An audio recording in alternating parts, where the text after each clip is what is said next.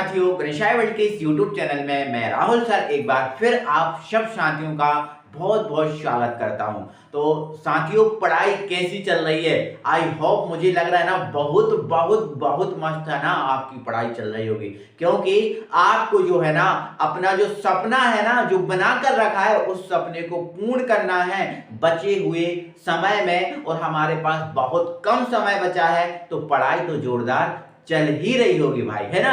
तो इसी पढ़ाई को है ना हम आगे बढ़ाते हैं, और आज की जो वीडियो है, आज की वीडियो में हमारा जो चैप्टर नंबर 1 है ना, जिसमें से हमें अंकित प्रश्न न्यूमेरिकल आने हैं, तो आज हम चैप्टर नंबर 1 के अंकित प्रश्न न्यूमेरिकल को उड़ा डालेंगे, खत्म कर डालेंगे इसी वीडियो में। तो इस वीडियो में ये वन शॉर्ट वीडियो है, और इस वन शॉर्ट वीडियो में आपको चैप्टर नंबर 1 के बिलियन के हर एक टाइप के जो है ना न्यूमेरिकल कराएंगे आपको, इजी लेवल से, है ना। और जो कठिन लेवल के जो पेपर में आते हैं, आपके जैसे पेपर में आते हैं उस टाइप की न्यूमेरिकल आपको कराएंगे, है ना। तो जुड़े रहिएगा दोस्तों, वीडियो को पूरा देखिएगा। वीडियो अच्छा लगे तो लाइक जरूर करना, और अगर आप चैनल पर पहली बार हो तो चैनल को सब्सक्राइब जरूर कर लीजिएगा। ठीक है, चलो स्टार्ट करते हैं। तो मेरे भाई, अगर हमें न्यूमेरिकल करना है तो आपको तो पता है न्यूमेरिकल बिना फॉर्मूले के नहीं होता।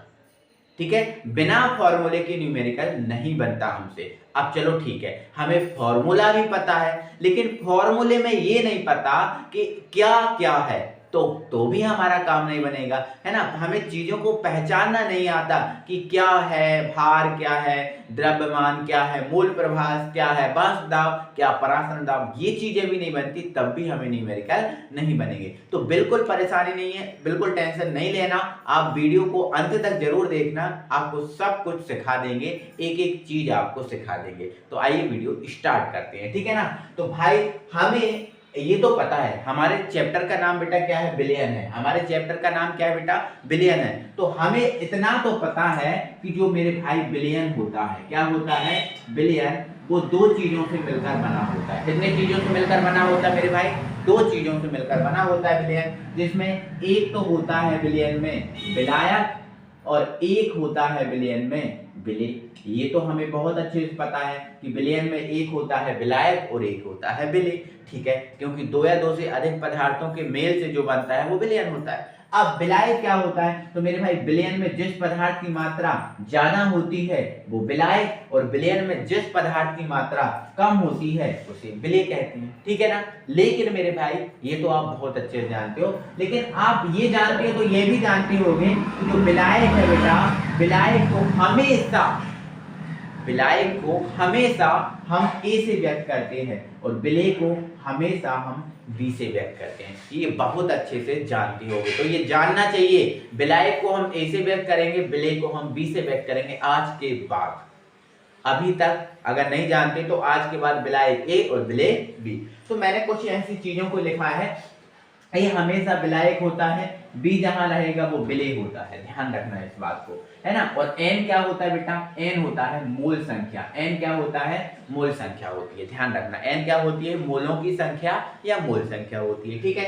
अब देखो यहाँ पर, अब एन मूल संख्या, मैंने यहाँ एन ए लिख दिया, तो ए क्या होता है, विलायक, और एन क्या है, मूल संख्या। ए क्या है, विलायक, और एन क्या है, मूल संख्या। तो ये विलायक की मूल संख्या बन गई। किसकी मूल संख्या बन गई, ये विलायक के मूल संख्या बन गई। ठीक है ना। और अगर मैं बी लिख दूं तो बी क्या होता है, विलेय, और ए क्या है, सॉरी, बी क्या है, विलेय, और एन क्या है, मूल संख्या। तो ये किसकी मूल संख्या बन गई, तो ये विलेय की मूल संख्या बन गई। ध्यान रखना, एन ए विलायक की मूल संख्या, एन बी विलेय की मूल संख्या। ध्यान रखना, इन चीजों को बहुत अच्छे से न्यूमेरिकल करना है तो ये बनना चाहिए आपको। ठीक है, आगे। अब हमें पता है एन का फॉर्मूला बेटा क्या होता है, W/M। एन है आपका क्या है, मूल संख्या, और मूल संख्या का फॉर्मूला क्या होता है, W/M। पता है ना, ये सबको पता होगा, है ना। नहीं पता है तो भाई मैं बता रहा हूँ कि n बराबर क्या होता है, W/M। अब ध्यान से सुनना है, मेरी बात सुनना है यहाँ से। अब देखो यहाँ पर बता रहा हूँ, अब n बराबर W/M होता है। अब मैंने n a लिख दिया, क्या लिख दिया, n a। तो n a बराबर क्या होगा, देखो अब हमने इसमें a लगाया तो इनमें भी क्या लगा देंगे, a लगा देंगे, तो ये हमारा हो जाएगा WA, और ये हो जाएगा MA। ठीक है। लेकिन सर हमें ये तो समझ में आ गया n बराबर W/M होता है, ठीक है, और ए हमारा विलायक है, बी हमारा विलेय, ये है। लेकिन हमें यहाँ से अभी तक ये भी समझ में नहीं आया कि जो W है, W क्या होता है। तो सुनो मेरे भाई, यहाँ बता रहा हूँ, जो W है बेटा वो होता है भार। वो क्या होता है? भार। भार या द्रव्यमान जो है वो W है। देखो, भार या द्रव्यमान को हम वेट बोलते हैं, तो वेट फॉर W, तो भार या द्रव्यमान क्या होता है? W। अब M क्या होता है? तो मेरे भाई M होता है अणु भार। अणु भार, अणु का जो भी भार होगा या परमाणु भार या द्रव्यमान, आणविक द्रव्यमान, जो भी कहो आप, वो होगा, है ना। देखो कैसे, जैसे आपको पता है ये ऑक्सीजन है, ऑक्सीजन का परमाणु क्रमांक कितना होता है? 8, है ना, और परमाणु भार क्या होता है? 16। तो ये आपका अणु भार, परमाणु भार, आणविक द्रव्यमान ये है। तो ध्यान रखना, ये आणविक द्रव्यमान, अणु भार या परमाणु भार जो है, ठीक है, वो क्या है? एम है, ठीक है। तो अब यहाँ ध्यान से सुनना मेरी बात को, ठीक है। तो देखो, अब हमने एम में ए लगाया, तो सब में ए लगा दिया, इसमें भी ए लगा दिया, इसमें भी ए लगा दिया। अब ये क्या बन गया? तो ये देखो, ए क्या है? विलायक, और डब्ल्यू क्या है? भार। तो ये विलायक का भार बन गया। क्या बन गया बेटा? विलायक का भार। अब एम ए लिख दिया, तो ए है विलायक और एम क्या है? अणु भार, तो विलायक का अणु भार बन गया। ये विलायक का क्या बन गया? अणु भार बन गया। ध्यान से सुनना, ध्यान से समझना चीजों को, ठीक है। अब देखो, अब Na, अगर मैं NB का फॉर्मूला बनाने लगूं बेटा, तो क्या बन जाएगा? देखो, अब मैंने B लगाया तो इनमें भी B लगा दूंगा, तो ये WB और ये MB। तो WB क्या है? तो B विलेय है, और W क्या है? भार, तो विलेय का भार, और B विलेय और ये अणु भार, तो विलेय का अणु भार। आ रहा समझ में? ठीक है। तो ध्यान रखना इन चीजों को बहुत अच्छे से, बहुत बेहतरीन तरीके से, है ना। आगे सुनो, अब x क्या है बेटा? तो x है हमारा मूल प्रभाज। ये अच्छे से थोड़ा कट गया। x क्या होता है बेटा? मूल प्रभाज होता है। अब x मूल प्रभाज है। अब ध्यान रखना, अब मैं यहाँ और समझा रहा हूँ। x a लिख दिया मैंने, तो ये क्या है? तो देखो, a तो बेटा विलायक है और x क्या है? मूल प्रभाज, तो ये विलायक के मूल प्रभाज हो गए। x से क्या हो गया? विलायक के मूल प्रभाज। अब मैंने x B लिख दिया, तो ये विलेय के मूल प्रभाज, क्योंकि B क्या है? विलेय, और X क्या है? मूल प्रभाज, विलेय के मूल प्रभाज, ठीक है। चलो आगे, P क्या होता है बेटा? तो P होता है वाष्प दाब। P क्या है? वाष्प दाब। ध्यान रखना इस बात को, है ना। अगर मैंने यहाँ PA लिख दिया, तो ये क्या बन गया बेटा? विलायक का वाष्प दाब। P वाष्प दाब है, A मतलब विलायक, तो विलायक का वाष्प दाब। और एक बात और ध्यान रखना, अगर मैं यहाँ कभी नॉट लिख दूं, ये आपका जीरो का मतलब क्या होता है? नॉट। तो जब भी मैंने P नॉट A लिख दिया, तो ये शुद्ध विलायक का वाष्प दाब होता है बेटा। किसका वाष्प दाब? शुद्ध विलायक, शुद्ध विलायक, यहाँ कर दे रहा हूँ, विलायक का वाष्प दाब। ये शुद्ध विलायक का वाष्प दाब है, ठीक है ना। ध्यान रखना। और शुद्ध विलायक क्या होता है बेटा? जल होता है। शुद्ध विलायक क्या होता है? जल होता है। ध्यान रखना, शुद्ध विलायक जल H2 है, और शुद्ध विलायक के वाष्प दाब को P नॉट A से व्यक्त करते हैं। क्लियर हुआ? ठीक है। पाई क्या होता है? परासरण दाब। डेल टीवी, अब देखो डेल टीवी क्या है? क्वथनांक में उन्नयन। डेल क्या है? परिवर्तन, है ना। टी ताप है, और बी फॉर होता है बॉइलिंग। बॉइलिंग मतलब क्वथनांक, है ना। तो ये क्वथनांक में उन्नयन को हम डेल टीवी से व्यक्त करते हैं, ठीक है। और हेमांक में अपनमन को डेल टीएफ से व्यक्त करते हैं। इन बातों को आपको ध्यान रखना, ये संकेत अगर ये नहीं पता तो फिर आगे हम फॉर्मूला नहीं पता कर पाएंगे कि फॉर्मूले में है क्या क्या चीज, ठीक है। चलो, तो ये हमें चीजें बहुत अच्छे से आना चाहिए, बहुत अच्छे से। अगर न्यूमेरिकल हमें करना है, अंकिक प्रश्न हमें करना है तो, है ना। और नहीं करना तो फिर भाई कोई प्रॉब्लम ही नहीं है, कोई तो परेशानी नहीं है, मत करो, वीडियो को स्किप करो और जाओ, ठीक है। ओके, चलो अब हमें फॉर्मूले करने। तो फॉर्मूले में बेटा हमारा पहला है द्रव्यमान प्रतिशत का। किसका है? द्रव्यमान प्रतिशत का। तो आजकल का ट्रेंड है कि द्रव्यमान प्रतिशत को भार प्रतिशत भी बोल रहे हैं बेटा। क्या बोल रहे हैं? भार प्रतिशत। तो द्रव्यमान प्रतिशत आए या भार प्रतिशत आए, बात एक ही है। द्रव्यमान प्रतिशत और भार प्रतिशत का मतलब एक ही है, ठीक है। तो द्रव्यमान प्रतिशत या भार प्रतिशत का फॉर्मूला क्या होता है बेटा? विलेय ऑब्लिक विलायक का द्रव्यमान। अब ये कौन सी बला है सर? विलेय भी लिख दिया, विलायक भी लिख दिया। हाँ लिख दिया, समझ लो पहले, टेंशन मत लो। देखो, अगर आप ये जो द्रव्यमान प्रतिशत लिखा है ना, अगर ये द्रव्यमान प्रतिशत आप विलेय का निकाल रहे हो, किसका निकाल रहे हो? विलेय का द्रव्यमान प्रतिशत निकाल रहे हो, तो यहाँ पर विलेय का द्रव्यमान आएगा, विलायक यहाँ से हट जाएगा, केवल विलेय का द्रव्यमान आएगा, और नीचे कुल द्रव्यमान इंटू 100, ठीक है। विलेय के अगर द्रव्यमान प्रतिशत निकाल रहे हैं तो ये विलेय आएगा, विलायक नहीं आएगा। और अगर आप विलायक के द्रव्यमान प्रतिशत निकाल रहे हो, ध्यान सुनना, विलायक के द्रव्यमान प्रतिशत निकाल रहे हो, तो यहाँ विलेय नहीं आएगा, विलायक का द्रव्यमान आएगा, नीचे कुल, कुल मतलब विलेय प्लस विलायक इंटू 100। बात समझ में? परेशानी नहीं है? ठीक है, आ जाओ। अब एम होता है बेटा हमारा मोलरता। मोलरता नहीं, मोलरता, क्योंकि मोलरता को कैपिटल एम से व्यक्त करती है, ठीक है। तो एम क्या है बेटा, मोलरता। तो मोलरता का हमारा फॉर्मूला होता है WB into 1000 upon MB into VML। अब WB क्या है, विलेय का भार, देखो W तो भार होता है, तो विलेय का भार, और ये विलेय का अणुभार, और VML क्या है, तो आयतन, भी मतलब वॉल्यूम, वॉल्यूम मतलब आयतन, तो ये आयतन है ml में, ठीक है। तो ये मोलरता का फॉर्मूला है, ठीक है। ये मोलरता का है, ये नॉर्मलता का है ना। और सब में देखो आप तीनों फॉर्मूले में WB इंटू 1000, WB इंटू 1000 सब में है, ठीक है। अकेला इसमें देखो, ये MB इसमें, MB इसमें, अकेला इसमें क्या होता है आपको पता है ना, मोलरता में बिलियन नहीं लिया जाता, विलायक लिया जाता है, इसलिए विलायक का द्रव्यमान होता है ग्राम में। तो विलायक का द्रव्यमान, A फॉर विलायक और W फॉर भार मतलब द्रव्यमान, तो विलायक का भार या द्रव्यमान होगा ग्राम में, ठीक है। और N में आपका EB लिखा जाता है, EB मतलब होता है बेटा तुल्यांकी भार, EB क्या होता है बेटा, तुल्यांकी भार, यहाँ लिख दे रहा हूं मैं, तुल्यांकी भार, तुल्यांकी भार। और तुल्यांकी भार निकालना तो इसका फॉर्मूला क्या है, भार मतलब द्रव्यमान, भार मतलब क्या, द्रव्यमान बटे अधिकतम संयोजकता। जैसे आपको समझा रहा हूं, देखो जैसे मेरे पास NaOH लिखा है, NaOH लिखा है, तो हमें पता है Na पर होता है 1 प्लस और OH पर क्या होता है 1 माइनस, तो इस पर 1 प्लस, इस पर 1 माइनस, तो यहाँ हमें प्लस माइनस नहीं देखने होते कि ये प्लस है ये माइनस, नहीं, हमें ये देखना है कि इसमें बड़ी संख्या क्या है, तो बड़ा 1 और ये भी 1, तो बड़ी संख्या 1 है, मतलब अधिकतम संयोजकता 1। यहाँ प्लस माइनस नहीं रखना, केवल संख्यात्मक मान रखना, ठीक है। अब यहाँ देखो जैसे H2SO4 लिखा है, तो H पर होता है 1 प्लस और SO4 पर होता है 2 माइनस, तो यहाँ अधिकतम संयोजकता कितनी है, 2 है, क्योंकि संख्या देखना है अपन को, संख्यात्मक प्लस माइनस नहीं देखना। तो अधिकतम संयोजकता यहाँ कितनी हो गई, 2 हो गई। तो आपको ध्यान रखना है, अगर तुल्यांकी भार निकालना है तो भार में अधिकतम संयोजकता से हम क्या लगाएंगे, भाग लगाएंगे। भार निकालना आता है, जैसे Na का कितना हो गया 23 हो गया, O का कितना हो गया 16, H का कितना हो गया 1, तो टोटल जोड़ लेंगे कितना आ जाएगा 40। तो ये आपका भार आ गया। तो भार में अधिकतम संयोजकता 1 से भाग लगा देंगे, 40 में 1 से भाग लगाएंगे 40 ही आएगा, ठीक है। ऐसे मैं जब न्यूमेरिकल कराऊंगा बहुत अच्छे से एक्सप्लेन करा दूंगा, अभी बस चीजों को जानते जाओ कि किसका फॉर्मूला है क्या, ठीक है। जैसे नॉर्मलता निकालना है तो ये फॉर्मूला लगाओगे, है ना, नॉर्मलता निकालना है तो ये थोड़ी लगा दोगे कोई, या ये नहीं लगा दोगे, जिसका फॉर्मूला है वो लगाएंगे तो उससे निकालेंगे, ठीक है।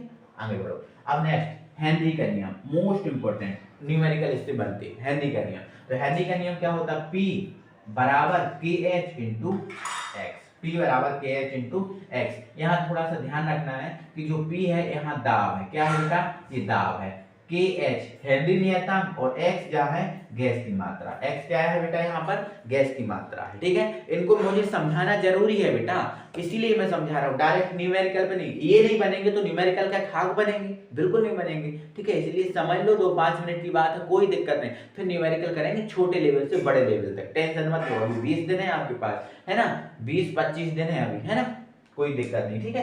कर लेना अच्छे से, अगर आप नियम से पढ़ाई करोगे तो बिल्कुल हो जाएगा, परेशानी होगी। नेक्स्ट ये हो गया, तो PKH और ये गैस की मात्रा, ठीक है, ये ध्यान रखना। अब राउट नियम क्या होता है, तो राउट नियम ये होता है PA is equal to P naught A dot X A. अब PA क्या है, विलायक का वास्तव, P नॉट ए क्या है, शुद्ध विलायक का वास्तव, और x क्या है, विलायक की मूल प्रभाव। ये शुरू से हम बताते चल रहे हैं, ठीक है। अब मूल प्रभाव की अगर बात आए कि भाई x से निकालो, क्या निकालो बेटा, x से, तो x से का फॉर्मूला क्या होता है, तो x से का निकालना है तो ऊपर Na आएगा और नीचे Na प्लस Nb आएगा। अगर x से निकालना मतलब विलायक की अगर मूल प्रभाव निकाल रहा है तो ऊपर विलायक की मूलक संख्या आएगी, और अगर विलेय के मूल प्रभाव निकाल रहे हो तो ऊपर विलेय के मूलों की संख्या है और नीचे कुल Na प्लस Nb, ठीक है। जैसे इसमें Na प्लस Nb है, इसमें भी Na प्लस Nb, बस अंतर है कि विलायक के निकाल रहे हो तो Na और विलेय के निकाल रहे हो तो Nb, ठीक है, ध्यान रखिए उसको, ठीक है। चलो अब आपेक्षिक में, आपेक्षिक अवनमन के लिए राउट नियम क्या होता है, तो आपेक्षिक अवनमन के लिए जो राउट नियम होता है बेटा ये होता है P naught A minus PS, S for solution मतलब ये विलयन का वास्तव है, ठीक है। P नॉट ए मतलब विलायक का वास्तव और X भी मतलब विलेय की मूल प्रभाव, ठीक है। ये है आपेक्षिक अवनमन के लिए राउट नियम, ठीक है।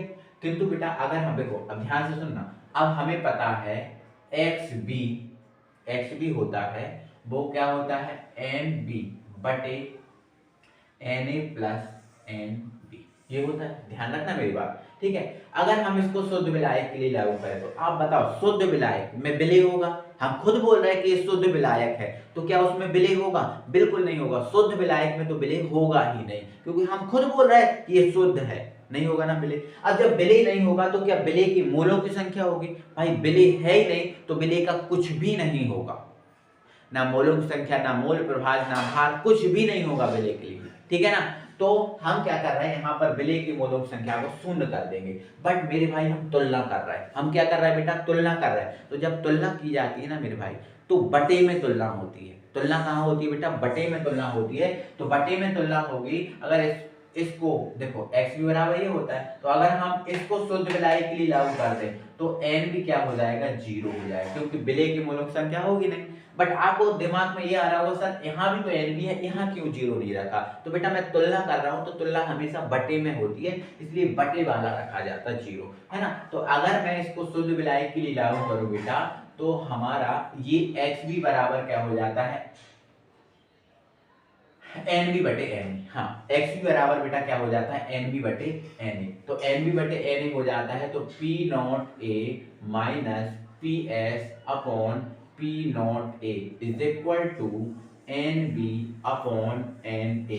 इससे जो है ना हम न्यूमेरिकल बनाएंगे, इससे न्यूमेरिकल हम बनाएंगे मेरे भाई, इससे न्यूमेरिकल जो है ना बनते हैं, इससे नहीं बनते, इससे बनते हैं, समझा आप, ठीक है। नेक्स्ट, क्वथनांक मूल्यांकन क्या होता है, डेल टी। क्वथनांक मूल्यांकन क्या होता है, डेल टी। और आपको पता है जो क्वथनांक मूल्यांकन है, हमने पढ़ा था जब देखा था एक एक चीज कि मोलनता के समानुपाती होता है, तो इसको मोलनता के समानुपाती है, मतलब डेल टी भी समानुपाती क्या आ गया बेटा, एम आ गया। तो डेल टी भी इज इक्वल टू के बी इंटू एम। समानुपाती का चिन्ह हटाएंगे तो एक नियतांक आता है, बोलो आता है। तो यहाँ समानुपाती के चिन्ह हटाएंगे, नियतांक आएगा। बट यहाँ नियतांक आया के बी, क्योंकि क्वथनांक मूल्यांकन के लिए ले रहा, ठीक है। अब आगे देखो, हम बेटा आगे अगर इससे देखो, हमें यहाँ से न्यूमेरिकल फॉर्मूला आता है, कभी ताप निकालने जाता है, कभी विलेय के अणुभार निकालने जाता है, कभी विलेय का आणविक द्रव्यमान ऐसे निकालने आता है। तो अगर हम इससे दूसरा फॉर्मूला बनाए तो देखो डेल टी भी ज्यों का त्यों रहा, ये जो आपका के बी है वो भी ज्यों का त्यों रहा। अब ये एम है, इसका एम जे है, इसके फॉर्मूला रख दो तो ये हो जाएगा W B into 1000 upon M B, M B, M अच्छे से बना रहा हूँ बी, ये M B into W A, काय में रहेगा जी, ठीक है। तो ये हमारा क्या बन जाएगा, फॉर्मूला। एक इससे न्यूमेरिकल बनेंगे। तो इसमें हमसे बेटा ये पूछता है कि एमबी की वैल्यू बताओ। तो देखो जब आपको एमबी निकालना हो ना, तो एमबी को कहाँ ले जाना, डेल टीबी की जगह, और डेल टीबी को ले आना एमबी की जगह। तो ये एमबी का फॉर्मूला बन जाएगा, क्योंकि विलेय के अणुभार के लिए आएगा हमसे, एमबी निकालने को पूछेगा, तो एमबी का फॉर्मूला भी होना चाहिए। तो ये इधर ले जाएंगे और ये इधर ला जाएंगे, तो एमबी का फॉर्मूला बन जाएगा, ठीक है। ऐसे इसमें बना लेंगे। तो हिमांक में आपने और मोलनता के समानुपाती होता है, फिर समानुपाती का चिन्ह हटाएंगे तो यहाँ केबी की जगह क्या जाएगा, के एफ आ जाएगा, ठीक है। अब यहाँ से भी हम ये फॉर्मूला बना सकते हैं, तो डेल एफ बराबर के एफ, अब एन का वैल्यू रख दो तो क्या जाएगा, W B into 1000 upon M B into W A, काय में रहेगा बेटा, ग्राम में। तो ये फॉर्मूला बन जाएगा। इसमें भी हमें एम बी निकालने को आएगा, तो एम बी इधर ले जाएंगे और इसको इधर ले जाएंगे, ठीक है ना। चलो नेक्स्ट है बेटा हमारा परासरण दाब का सूत्र। तो परासरण दाब का सूत्र हम किससे निकालते हैं, वॉन टॉप समीकरण से। तो वॉन टॉप समीकरण क्या होता है, पाई भी बराबर है ना, पाई भी बराबर एन आर टी। तो इससे हमारे न्यूमेरिकल बनेंगे, और इससे न्यूमेरिकल बनेंगे तो हमें पाई पूछता है निकालने। तो जब हम पाई निकालेंगे तो भी बटे में चला जाएगा, भी बटे में जाएगा तो एन बटे भी, और ये आर टी, ये हमारा इससे न्यूमेरिकल बनेंगे। तो ये बेसिक, अगर आपको न्यूमेरिकल करने हैं, हाँ अगर न्यूमेरिकल करने हैं तो इन फॉर्मूलों का आना आपके लिए बहुत जरूरी है। अगर ये फॉर्मूले नहीं आए तो न्यूमेरिकल आपसे नहीं बनेंगे, मैं साफ साफ कह रहा हूँ, नहीं बनेंगे न्यूमेरिकल अगर ये फॉर्मूले आपसे नहीं बने। तो इसलिए मैंने शुरू किया, जो आपको 15 से 20 मिनट दिया है, ये सिर्फ इसलिए दिया है कि आगे की हर एक चीज जो है वो आपसे बने। और अगर यही नहीं पता तो बिल्कुल नहीं बनेंगे। मत पढ़ो, मैं कह रहा हूँ मत पढ़ो, ठीक है। तो अगर पढ़ना है, न्यूमेरिकल करना है, देखो न्यूमेरिकल भी हमारे एग्जाम में 5 से 6 नंबर के आएंगे। तो अगर आप 90 प्लस वाले हो बेटा तो ये 5 से 6 नंबर बिल्कुल आपको चाहिए हैं, 100% बिल्कुल चाहिए। तो आप इतना कर लो। अब हम न्यूमेरिकल करेंगे जीरो लेवल से हाई लेवल तक। आओ देख। तो स्टार्ट हम एक जीरो लेवल से करते हैं। तो पहले कुछ इजी न्यूमेरिकल आपको दिखाई देंगे, ठीक है। तो टेंशन मत लेना, हर एक लेवल के कराएंगे। देखो हमारे पास पहला न्यूमेरिकल है, उसमें 2 क्वेश्चन है। पहला हमारा क्या है, यदि 5.85 ग्राम NaCl, मतलब 5.85 ग्राम जो है ना हमारे पास NaCl है, मतलब नमक है, जिसे 250 ग्राम जल में विलय किया गया है, मतलब घोला गया है। तो आप हमें बताओ इसमें विलय और विलायक क्या है। तो आपको पता है विलय कम मात्रा वाला होता है और ज्यादा मात्रा वाला विलायक होता है। कम मात्रा वाला विलय और ज्यादा मात्रा वाला विलायक। तो देखो यहाँ पर कम मात्रा किसकी है, 5.85 कम मात्रा है NaCl की। तो ये हमारे पास विलय की मात्रा हो गई। अब विलायक की मात्रा कितनी है, देखो जल क्या है, विलायक है, और जल की मात्रा कितनी है, 250। खुद बोल रहा है ना, 5.85 ग्राम NaCl 250 ग्राम जल में विलय किया गया, मतलब कम है विलय और ज्यादा है विलायक, ठीक है। तो हमसे बोला है कि मोललता ज्ञात करो। क्या ज्ञात करो, मोललता। तो मोललता का हमारा फॉर्मूला ये है। मोललता का फॉर्मूला हमारा क्या है, यही है। तो मोललता का हम पहले क्वेश्चन के आंसर के लिए हम मोललता का क्या लगा देंगे, फॉर्मूला लगा देंगे, ठीक है। चलो तो क्या है, WB into 1000 upon MB into WA। यही है हमारे पास फॉर्मूला, कोई परेशानी नहीं है, इस फॉर्मूले से हम कर लेंगे। लेकिन मेरे भाई थोड़ा सा ध्यान रखना है, हमें ये WB और MB पता होना चाहिए, WA पता होना चाहिए। तो इसके लिए आपको क्वेश्चन को तो बहुत अच्छे से जमाना है। क्वेश्चन को तो आपको ऐसे ही जमाना है कि भाई दिया है, क्या है, दिया है। अब WA सॉरी दिया है, हमें क्या चाहिए, WB चाहिए। तो WB मतलब विलय का भार। WB मतलब क्या होता है, विलय का भार। हम आपको पहले समझा चुके हैं, विलय का भार। और WB विलय का भार कितना दिया है, 5.85 ग्राम, ठीक है। अब हमें MB चाहिए। MB क्या होता है बेटा, विलय का अणुभार। तो यहाँ आपको पता है विलय क्या है, NaCl। विलय क्या है, NaCl। तो इसका अणुभार चाहिए। तो अणुभार के लिए आपको थोड़ा सा नॉलेज होना चाहिए परमाणु भार के बारे में। तो आपको पता है बेटा Na का परमाणु भार कितना होता है, 23 होता है, और Cl का कितना होता है, 35.5। अगर इनको जोड़ देंगे तो हमारा 58.5 आ जाएगा। कितना आ जाएगा बेटा, 58 जो है ना 5 आ जाएगा। और जो 58.5 है वो आपका MB है, ठीक है। अब हमें WA चाहिए। तो WA क्या है, विलायक का भार। तो विलायक का भार यहाँ कितना दिया, WA आपको दिया है 250 ग्राम, 250 ग्राम, ठीक है। तो ये सब वैल्यू दी है, इन वैल्यू को इस फॉर्मूले में रख दो। तो ये m, तो WB into 1000 upon MB into WA, ये रख दो। मैं यहाँ रख दे, WB का मान कितना है, 5.85, ठीक है। और ये अपना 1000 है ही, ठीक है। अब MB कितना दिया बेटा, 58.5, ठीक है। और हमारा WA कितना है, 250, ठीक है, 250। अब थोड़ा सा ध्यान से सुनना मेरी बात को, ठीक है। अब यहाँ देखना, अगर मैं ये दशमलव हटाऊं, कितने अंक पहले, दशमलव 2 अंक। तो अगर ये दशमलव हटाऊंगा तो नीचे कितने जीरो बढ़ जाएंगे, तो ठीक है। अगर इसका दशमलव हटाऊंगा तो ऊपर एक जीरो हो जाएगा। समझ आ रहा है आपको, आप है ना, कि 2 दशमलव के अंक पहले 2 था, इसको हटाया 2 जीरो, इसको हटाया 1 जीरो। अब देखो आप 3 जीरो से इन 3 जीरो को काट देना, कोई परेशानी है, 3 जीरो से 3 जीरो को काट देना। अब देखो ये 585 और ये भी 585, 585 से 585 काट देना। तो हमारे पास बच गया है 10/25, है ना। या फिर आप इसको भी काट दो, इसको भी काट दो, 5 दूनी 10, 5 5 25, ठीक है। तो ये बचा अपने पास 2/5। क्या 2 में 5 का भाग डाल रहा है, नहीं। तो दशमलव लगा के यहाँ जीरो बढ़ा देना, तो 5 चौके 20। तो ये आपका आ गया 0.4। और इसका मात्रक जरूर लिखना, तो इसका मात्रक जरूर लिखना बेटा, क्या है, मोल पर केजी। तो ये आपको ध्यान रखना, ये इसका आंसर आ गया। देखो कितना इजी है, आपको समझ में आया बहुत अच्छे से, ठीक है। तो ऐसे करे जाते हैं बेटा न्यूमेरिकल, ठीक है। चलो अब हम दूसरा कर लेते हैं। तो दूसरा हम करेंगे, यहाँ हम यही करेंगे, थोड़ी कम जगह लेंगे, ठीक है। अब यहाँ देखो दूसरे में हमें देखो नॉर्मलता निकालना है। देख लो आप, विलेय, देखो यदि NaOH के 4 ग्राम कम है, विलेय कम मात्रा NaOH की है, तो ये 4 ग्राम है तो NaOH कितना है 4 ग्राम।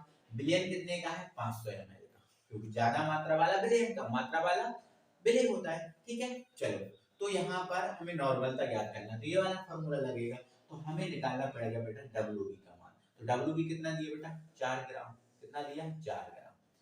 अब हमें यहाँ एम भी नहीं चाहिए, हमें यहाँ ए भी चाहिए। अगर ए भी निकालना है तो भार में अधिकतम संयोजकता से भाग लगाना पड़ेगा। तो देखो अगर हम ई भी निकाले तो देखो हमें भार में अधिकतम संयोजकता से भाग लगाना पड़ेगा।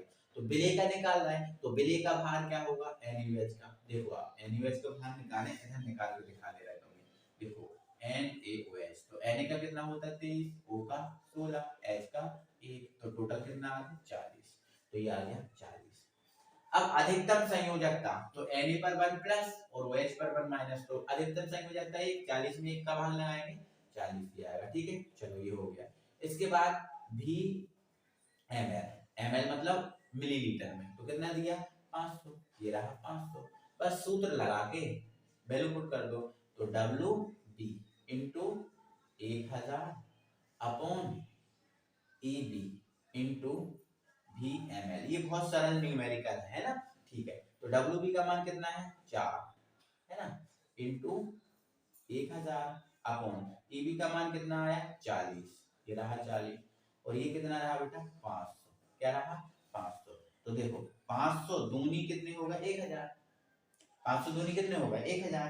ठीक है, 2 से काट दो, 2 दूनी 4, 20 हो गए, 4 एकम 4, 4 पंजे 20, तो ये हमारा कितना आ गया 1/5। तो बताओ 1 में 5 का भाग जा रहा है नहीं, दशमलव लगा के क्या कर दो 10 कर दो, तो 5 दूनी 10, तो ये आ गया आपका 0.2।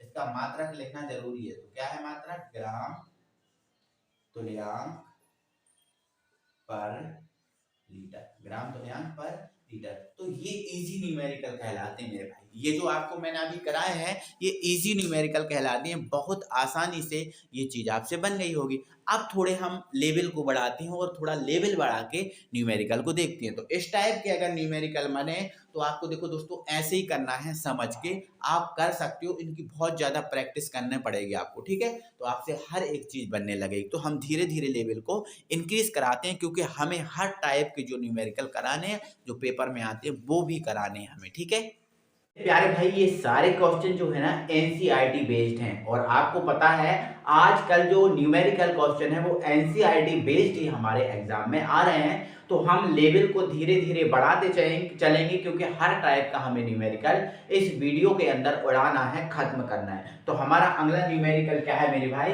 ये क्वेश्चन नंबर है हमारा दूसरा है, बोला है 22 ग्राम बेंजीन। हमारे पास बेंजीन कितना है 22 ग्राम। ठीक है, 22 ग्राम क्या है बेंजीन, 122 ग्राम कार्बन टेट्राक्लोराइड मतलब CCl4, जो कार्बन टेट्राक्लोराइड है इसकी मात्रा कितनी है 122 ग्राम। ठीक है, तो आप देख लो कम और ज्यादा मात्रा कौन सी है, तो कम मात्रा ये है और ज्यादा मात्रा ये है ना।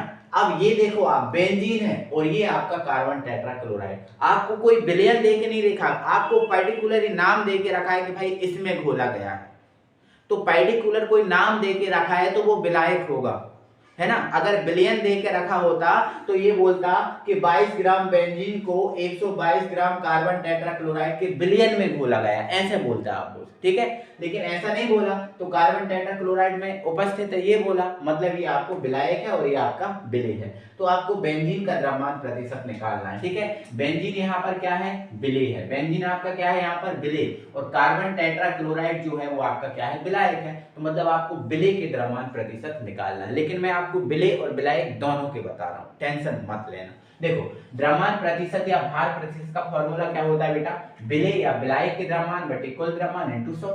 मतलब जिसके जब द्रव्यमान प्रतिशत निकालोगे उसका आप फॉर्मूला लगाओगे। जैसे आप विलेय के द्रव्यमान निकाल रहे हैं तो ऊपर विलेय आएगा, विलेय का द्रव्यमान, और विलायक के द्रव्यमान प्रतिशत निकाल रहे हैं तो ऊपर विलायक का द्रव्यमान आएगा। ठीक है, बट हम किसके निकाल रहे हैं बेटा, बेंजीन मतलब विलेय के, तो यहां पर आप लिख लोगे विलेय, और विलेय है क्या वो दे देना, विलेय क्या है बेटा बेंजीन है, तो विलेय बेंजीन के, विलेय यहाँ ब्रैकेट बंद कर देना, विलेय कौन है बेंजीन के द्रव्यमान, द्रव्यमान प्रतिशत। तो विलय के द्रव्यमान प्रतिशत निकाल रहे हैं तो ऊपर किसका द्रव्यमान आएगा, विलय का द्रव्यमान, और नीचे कुल द्रव्यमान आएगा। ठीक है, तो यहां लिख देना विलय का द्रव्यमान, विलय का द्रव्यमान बटे क्या आ जाएगा बेटा, कुल द्रव्यमान, कुल द्रव्यमान इनटू में क्या आ जाएगा बेटा, 100 आ जाएगा, क्योंकि हमारा फॉर्मूला तो यही है। ठीक है, अब यहाँ देखो, लेकिन इसके देखो मैं यहाँ डायरेक्ट सॉल्व करा रहा हूँ, आप बढ़िया से लिख लेना, यहाँ से लिखना अच्छे से बढ़िया से कि भाई दिया है विलय का द्रव्यमान, विलायक का द्रव्यमान, ऐसे करके सब लिख लेना, फिर ये वैल्यू पुट करना। ठीक है ना। चलो, तो यहाँ पर मैं आपको प्रोसेस बता रहा हूँ कि आखिर ये किया कैसे जाता है। देखो ध्यान से सुनना। तो हम विलय के द्रव्यमान प्रतिशत निकाल रहे हैं, तो विलय का द्रव्यमान, विलय मतलब बेंजीन, तो बेंजीन का द्रव्यमान ऊपर रखा है कितना है 22 ग्राम, और नीचे कुल द्रव्यमान मतलब कुल मतलब विलय और विलायक दोनों, तो बेंजीन का कितना है 22 और कुल द्रव्यमान मतलब विलय और विलायक, तो विलय का कितना है 22 और विलायक का कितना है 122, इनटू में क्या आ जाएगा 100 आ जाएगा। इनको सॉल्व करो, ये आपका 22 हो गया और ये कितना हो गया 22 122 और 22 144, इनटू में आपका क्या जाएगा 100। चाहे तो आप इसको काट सकते हो, 2 एकम 2 2 एकम 2, है ना। यहाँ पर आपका आ जाएगा 2 सत्ते 14 2 दूनी 4, है ना। इसका इसमें गुणा कर दो, ये आपका हो जाएगा 1100 बटे कितना हो गया 72। अब 1100 को 72 से काटना है, तो आप देखो मान के चलो ये 70 है, मान के चलो ये कितना है 70, इससे आप डिवाइड करेंगे। देखो मैं यहाँ पर आपको करके बता रहा हूँ डिवाइड, ठीक है, डिवाइड भी आपको करके बता रहा हूँ। देखो 72 से काटा तो एक बार ही जाएगा, तो 72 एकम 72 हो जाएगा, 72 एकम कितना हो जाएगा 72। फिर आपका यहाँ घटाओगे, इसको माइनस करोगे तो ये 0 है, 0 में से तो घटेगा नहीं, तो यहाँ से 1 ले लो, तो 10 में से 2 जाएंगे, कितने बच जाएंगे 8। यहाँ कितना बचा 10, 10 में से आपके 7 जाएंगे, कितना बच जाएगा 3, 38 बच जाएगा। ठीक है ना, कितना बच जाएगा बेटा 38 बच जाएगा। ठीक है, 110 में। ठीक है, आप 38 में नहीं जा रहा तो आप 0 ले लो, कितना ले लो बेटा 0 ले लो। ध्यान से सुनना, एक बात को ध्यान से सुनना, ठीक है, 0 ले लिया। ओके, अब यहाँ 0 में भाग तो जाएगा नहीं, 0 में भाग तो जाएगा मतलब 380 में भाग तो जाएगा नहीं, हाँ मतलब 38 में भाग नहीं जाएगा, इसलिए जो 0 है वो हमने उतार लिया। अब 72 से इसको भाग लगाओ तो 7 दूनी 14 7 3 21 7 चौक 28 7 5 35 7 6 42, लगभग कितनी बार जाएगा बेटा 5 बार जाएगा, तो 5 बार जाएगा, तो 5 दूनी 10 की 0, 5 7 35 और एक 36, 35 और एक कितना होगा बेटा 36। ठीक है, तो इसको इसमें से घटाएंगे कितना बचेगा 20। अब 20 में भाग नहीं जा रहा तो दशमलव लगा दो, यहाँ 200 कर दो। ठीक है, तो 7 कितनी बार जाएगा 7 दूनी 14 7 तिया 21, 2 बार जाएगा लगभग, कितनी बार जाएगा 2 बार, तो 2 बार में कितना हो जाएगा 7 2 दूनी कितना हो जाएगा 4 7 दूनी 14, ये आपका 144 हो जाएगा। फिर से आप इसको घटा लेना, तो सीधी सी बात है एक पॉइंट और ले आना, दशमलव के बाद लगभग 2 अंक आप लेके आया करो। ठीक है, तो 10 में से 4 जाएंगे कितना बचेगा 6, और इधर कितना बचेगा बेटा, अब 0 तो है ही, है ना, कितना बचा 9 बचा, तो 9 में से 4 जाएंगे कितने बचेंगे बेटा, 9 में से 4 जाएंगे तो आपका कितना बचेगा हाँ 5 बचेगा, कितना बच जाएगा 5, और यहाँ 1 में से 1 जाएगा 0, मतलब ये बचा आपका, फिर भी नहीं जा रहा भाग, तो 560, है ना। तो 7 42 7 7 49, लगभग कितना बार जाएगा 7 बार चला जाएगा, तो ये 15.27 आ गया। तो ये जो 15, ये जो आ गया आपका 15.27%, यही आपका जो है ना फाइनल आंसर है, मतलब यही जो है ना आपका बेटा विलय का द्रव्यमान प्रतिशत आपके निकल रहे हैं। ठीक है, तो ऐसे मैंने आपको काट के बता दिया। अब देखो विलय के द्रव्यमान प्रतिशत निकल गए, अब आपको जैसे मान के चलो अभी तो आपको केवल बेंजीन विलय का पूछा था, लेकिन कल को आपसे ये पूछ सकता है कि विलायक के द्रव्यमान प्रतिशत भी निकालो, तो विलायक के द्रव्यमान प्रतिशत निकाल के तो बिल्कुल आप क्या करना है आपको, तो यहाँ पर डायरेक्ट आप देखो विलय के इतने निकल गए, है ना, तो देखो परसेंट तो 100 होता है, प्रतिशत का मतलब होता है 100, तो परसेंट तो आपका 100 होता है, तो अगर आपको विलायक के द्रव्यमान प्रतिशत निकालना होते, विलायक के द्रव्यमान प्रतिशत निकालना होते, तो यहाँ विलायक क्या है कार्बन टेट्रा, तो उसके अगर निकालना होती तो आपको क्या करना था कि जो 100 था इस 100 में से 15.27 को घटाना है, 15.27 को जब घटा देंगे तो विलायक के निकल जाएंगे। ठीक है ना, ध्यान रखना, क्योंकि आप प्रतिशत निकाल रहे हो। ठीक है, तो जो भी आएगा वो यहाँ पर इसका आंसर आ जाएगा। आई होप आप समझ गए होंगे। ठीक है, तो ये एनसीईआरटी का न्यूमेरिकल है, इस टाइप के न्यूमेरिकल ही आपके पेपर में आएंगे। ठीक है, तो अगर इसको चेंज हुआ तो इसकी लैंग्वेज बस चेंज होगी, यहाँ जो वैल्यू है वो वैल्यू चेंज होगी, बाकी इसकी जो मेथड यही रहेगी, सिस्टमैटिक जमा इस टाइप का ही होगा। ठीक है, तो आई होप आप बहुत अच्छे से समझ गए होंगे, कोई परेशानी कोई दिक्कत नहीं होगी। ठीक है, आगे बढ़ते हैं। तो अगला बेटा हमसे क्वेश्चन बोला है, देखो मैं यहाँ डायरेक्ट लिख दे रहा हूँ। अगला हमारा क्वेश्चन ये है, इसको मिटा देता हूँ, जिसको स्क्रीनशॉट लेना है वो ले सकते हो। ठीक है, तो आगे हमसे बोला है बेटा कि आपका जो शुद्ध विलायक है इसकी मोलरता ज्ञात करो। ठीक है, अभी हमें पता है शुद्ध विलायक की जो मोलरता है 55.55 होती है या 55.6 होती है। लेकिन हमसे तो अब अगले क्वेश्चन में यही बोला है कि शुद्ध शुद्ध विलायक शुद्ध विलायक जैसे मान के चलो जल की मोलरता बताओ। क्या बताओ बेटा? मोलरता बताओ। ठीक है ना, मोलरता बताओ, ये हमसे पूछा है। शुद्ध विलायक मतलब जल की क्या बताओ बेटा? मोलरता बताओ, ये हमसे क्वेश्चन पूछा है। अब बताओ, देखो हमें केवल बोला है शुद्ध विलायक, मतलब केवल आपको जल दिया है, ना हमें विलेय दिया है ना हमें विलायक दिया है, हमें कुछ भी नहीं दे के रखा है। केवल हमसे ये बोला है कि बेटा यहाँ पर जल की मोलरता ज्ञात करो। जल की क्या ज्ञात करो बेटा? मोलरता ज्ञात करो, केवल हमसे ये बोला गया है। ठीक है ना, और मोलरता का फॉर्मूला तो ये होता है, अगर मोलरता हमें ज्ञात करना है तो हमें डब्ल्यू भी चाहिए, एम भी चाहिए और डब्ल्यू भी चाहिए। लेकिन हमसे यहाँ पर दिया कुछ भी नहीं। ठीक है, चलो ध्यान से सुनना, यहाँ पर हम इसको करा रहे हैं जल की मोलरता। तो देखो मेरे भाई यहाँ ध्यान से समझना कि यहाँ जो जल है ना वो जल ही विलेय का काम करेगा और जल ही विलायक का काम करेगा। जल ही विलेय है और जल ही क्या है? विलायक। आप काम बना लो, ध्यान से सुनना। तो देखो यार हम जानते हैं, हम इसको सॉल्व कर रहे हैं, हम इसको क्या कर रहे हैं बेटा? सॉल्व कर रहे हैं। हम जानते हैं जल जल जल का सूत्र क्या होता है बेटा? H2 का अणुभार, जल H2 का अणुभार कितना होता है बेटा? 18। अणुभार, जल का अणुभार कितना होता है? 18 ही होता है, हमें पता है। जल जो होता है H2 होता है, इसका अणुभार कितना होता है बेटा? 18 होता है। तो ये हमने 18, कोई दिक्कत है? अब यहाँ पर इस क्वेश्चन में हमें एक चीज माननी पड़ेगी। वो एक चीज क्या है? वो एक चीज हमने माननी पड़ेगी, माना हमें यहाँ देखो आपको पता है मोलरता 1000 ml में से निकालते हैं, सॉरी मोलरता हमें 1000 ग्राम में से निकालते हैं, है ना? आपको पता है ना मोलरता 1 किलो या 1000 ग्राम विलायक में उपस्थित विलेय के मोलों की संख्या को मोलरता कहते हैं। परिभाषा यही है ना, 1 किलो या 1000 ग्राम विलायक में उपस्थित विलेय के मोलों की संख्या को मोलरता कहते हैं। ठीक है, तो हमें यहाँ एक चीज मानना पड़ेगी, माना हमें यहाँ मानना पड़ेगा 1000 ml, मानना पड़ेगा 1000 ml, माना, या फिर ऐसे लिख देना, माना जल के 1000 ml का भार 1000 ग्राम। हम ये मानना पड़ेगा कि जो 1000 ml जल है, मतलब 1 लीटर जो जल है उसका भार जो है वो ये है। हमें ये चीज यहाँ पर माननी पड़ेगी। अब ये जो भार हमने निकाला है यही विलेय का भार है और यही विलायक का भार। हमें ये याद रखना है, यही विलेय का भार होगा बेटा और यही किसका भार होगा? विलायक का भार होगा। इस बात को आपको ध्यान रखना है। तो अब हम क्या करेंगे, यहाँ फॉर्मूला लगा देंगे, तो ये WB into 1000 upon MB into WA, बस। ठीक है, तो यहाँ पर WB मतलब विलेय का भार, तो विलेय का भार भी हमें क्या मानना है? 1000 ग्राम, क्योंकि यहाँ भार तो ग्राम में होता है और विलेय का भार हो चाहे विलायक का भार हो तो ग्राम में होता है। तो यहाँ हमें WB की जगह क्या रखना पड़ेगा? 1000 रखना पड़ेगा।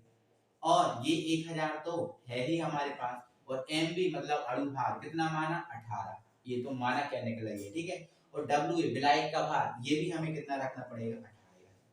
मतलब विलेय और विलायक दोनों को आपको समान रखना पड़ेगा, क्योंकि विलेय का काम भी जल करेगा और विलायक का काम भी जल करेगा, क्योंकि यहाँ पर विलेय अलग से तो कोई दिया नहीं।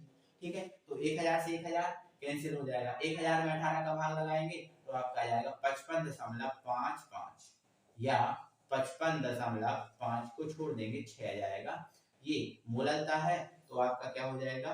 केजी पर मोल पर केजी, मोल पर केजी, ये हो जाएगा। इतना सिंपल है, बस ऐसे करना पड़ेगा। ठीक है, बस यहाँ पर एक लाइन माननी पड़ेगी, माना जल के 1000 ml का भार क्या है? 1000 ग्राम है। तो अब ये भार आ गया, तो ये जो भार है यही विलेय का भार है और यही विलायक का भार है। तो ये विलेय का भार WB और विलायक का भार W, दोनों की जगह 1000 रखेंगे और बाकी MB 18 है, ये है, सॉल्व कर दिया, आंसर आ जाएगा। ठीक है, तो ऐसे हम करेंगे। तो ये शुद्ध जल की बेटा हमारे पास क्या आ चुकी है, मोललता आ चुकी है। तो हम क्वेश्चन के लेवल को और बढ़ाते हैं और इंक्रीज करते हैं और आगे पहुंचते हैं। ठीक है मेरे भाई, हमारा अगला क्वेश्चन हमें मिल गया है और अगला हमारा क्वेश्चन देख लो, पहले पढ़ लो फिर समझते हैं कौन सा फॉर्मूला लग रहा है। देखो हमसे बोला गया 6 ग्राम यूरिया। अब यूरिया कितना है, 6 ग्राम। हमें पता नहीं यूरिया अभी विलेय है या विलायक, आगे बढ़ेंगे पहले। तो 6 ग्राम यूरिया को 72 ग्राम जल में घुला गया। देखो 72 ग्राम जल में विलेय किया, मतलब 6 ग्राम यूरिया को 72 ग्राम जल में विलेय किया गया। तो आप देख लो ज्यादा मात्रा किसकी है, 72 जल की, और कम मात्रा किसकी है, यूरिया 6 ग्राम। तो कम मात्रा वाला विलेय, ज्यादा मात्रा वाला विलायक, मतलब यूरिया यहाँ पर विलेय है तो जल यहाँ पर विलायक है। ठीक है, तो 6 ग्राम यूरिया को 72 ग्राम जल में विलेय किया गया है। तो यूरिया के मूल प्रभाव ज्ञात करो। बेटा यहाँ मूल प्रभाव निकालना है। ठीक है, यूरिया के निकालना है। अब यूरिया यहाँ पर क्या है, तो यूरिया यहाँ पर है विलेय। क्या है, विलेय, और विलेय के हमें मूल प्रभाव निकालना है। तो विलेय के मूल प्रभाव का सूत्र ये है। अब आज आपसे विलेय के मूल प्रभाव का पूछा है, कल आपसे विलायक के मूल प्रभाव का भी पूछ सकता है। तो मैं आपको हर टाइप से तैयार कर दूंगा। तो विलेय, ये विलेय के मूल प्रभाव है और ये विलायक के मूल प्रभाव है। तो अगर आपको विलेय या फिर विलायक किसी के भी मूल प्रभाव निकालना है तो आपको यहाँ चाहिए Na और Nb, मतलब विलेय और विलायक की मूल संख्या। बोलो चाहिए कि नहीं? तो मूल संख्या निकालेंगे तभी हम ये मूल प्रभाव निकाल पाएंगे। बिना मूल संख्या निकाले मूल प्रभाव नहीं निकल सकता। तो आओ पहले फुल अच्छे से समझ लेते हैं। ठीक है, तो विलेय हमें पता चल गया यूरिया है, विलायक हमें पता चल गया जल है। तो पहले हमें मोलों की संख्या निकालनी पड़ेगी। बेटा क्या निकालनी पड़ेगी, मोलों की संख्या। और मोलों की संख्या निकल जाएगी तो मूल प्रभाव बहुत आसानी से निकल जाएगा। तो आओ देखो जमाते हैं बहुत अच्छे से। तो हम यहाँ पर लिख देंगे पहले तो विलेय के लिए।